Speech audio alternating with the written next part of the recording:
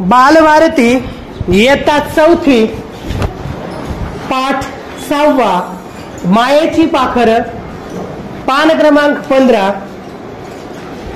कर्मवीर भाऊराव पाटील यांच्याबद्दल मला अत्यंत आदर आहे. एकदा मी पुण्याला जाताना वाटेत सातारला थांबलो. भाऊरावांना भेटावे म्हणून त्यांच्याकडे गेलो. त्यांची भेट झाली. मला खूप समाधान वाटले. सर्वजण भाऊरावांना अण्णा म्हणत असत. अण्णांनी मला संस्था दाखवण्यासाठी नेले. संस्था पाहून झाली. अंधार पडला. रात्र झाली. आता इथंच मुक्काम करा अण्णांनी मला आग्रह केला.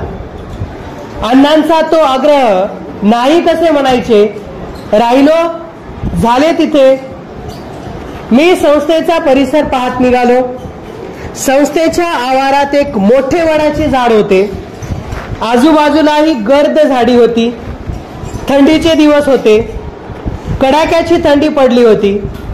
मुले पत्र्याच्या खोल्यांतून राहत होती. पत्र्यांनी बनवलेल्या अशाच एका खोलीत अण्णा बसलेले होते. मीही त्यांच्याजवळ जाऊन बसलो. त्यांनी मला जेवणाचा आग्रह केला. नुकतंच जेवण झालंय माझं असे मी त्यांना सांगितले. अर्थात हे सर्व खोटेच होते. वसतिगृहाच्या मुलांनी केलेले जेवण ते कसे असणार म्हणून मी जेवणाची टाळाटाळ केली. मुलांची जेवणे झाली. प्रार्थना झाली आणि ती सर्व झोपी गेली. माझ्या पोटात मात्र कावळे ओरडत होते. मग मला झोप कशी येणार. मी तसाच पडून राहिलो. अण्णांनी हे ओळखले. त्यांनी एका मुलाला आज्ञा केली. जा रे स्वयंपाकघरात. काही शिल्लक असेल तर ते घेऊन ये बघू. मुलगा धावतच स्वयंपाकघरात गेला. पिठले, भाकरी, कांदा, तेल एका ताटात घेऊन आला. मी अधाशासारखा त्यावर तुटून पडलो. पंचपक्वान्नांपेक्षाही ते मला रुचकर लागले. मग काय, बिछाण्यावर पडल्या पडल्याच डोळा लागला. मध्यरात्र उलटून गेली. कशाची तरी चाहूल लागून मला जाग आले. अण्णा उठले होते. त्यांनी कंदील हातात घेतला. प्रत्येक मुलाला झोप लागली की नाही, त्याच्या अंगावर पांघरून आहे की नाही ते अण्णा पाहू लागले. त्यांनी पाहिले की एक मुलगा थंडीने कुडकुडत आहे. अण्णा त्याच्याजवळ गेले. त्यांनी त्याला आपल्या दोन्ही हातांनी अलगद उचलले. स्वतःच्या बिछाण्यावर आणून झोपवले. स्वतःची कांबळी त्याच्या अंगावर घातली. त्याला अगदी आपल्या पोटाशी धरले. त्या उभे तो मुलगा गाढ झोपी गेला. त्या मुलांपैकी कितीतरी जणांना आई नव्हती.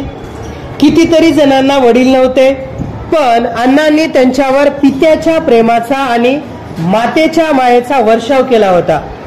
अशी होती अण्णांच्या मायेची पाखरं. हे सर्व मी उघड्या डोळ्यांनी पाहिले. सकाळी मी उठलो. अण्णांना कडकडून भेटलो. नकळतच माझ्या मुखातून शब्द बाहेर पडले. अण्णा, आपण खरेखुरे या मुलांचे आईबाप आहात. या मुलांचेच नव्हे तर या महाराष्ट्रातील गोरगरिबांच्या मुलांचे आपण पालक आहात. आपणास उदंड आयुष्य मिळो. अण्णा आयुष्यभर गोरगरिबांच्या मुलामुलींच्या शिक्षणासाठी झटत राहिले. रयत शिक्षण संस्थेच्या माध्यमातून महाराष्ट्रभर शाळा सुरू केल्या. उच्च शिक्षणासाठी महाविद्यालये सुरू केली. शैक्षणिक क्षेत्रातील त्यांच्या उत्तुंग कार्यामुळे त्यांना सर्वजण कर्मवीर म्हणून ओळखतात. मायेची पाखरं. पक्षी मायेपोटी आपल्या पिलांना पंखाखाली घेतात. तसेच आपल्या संस्थेत शिक्षणासाठी आलेल्या मुलांवर भाऊराव पाटील यांनी जीवापाड प्रेम केले.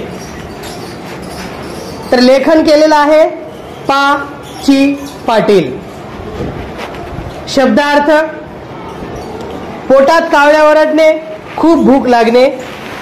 अधाशी, हावरा, खादाड. रुचकर म्हणजे चवदार. बिछाना, अंथरूण. थंडीने कुडकुडणे, खूप थंडी वाजणे. पोटाशी धरणे, मायेने जवळ घेणे. ऊब, उष्णता, मायेचा वर्षाव करणे, खूप प्रेम करणे. उदंड म्हणजे खूप पुष्कळ.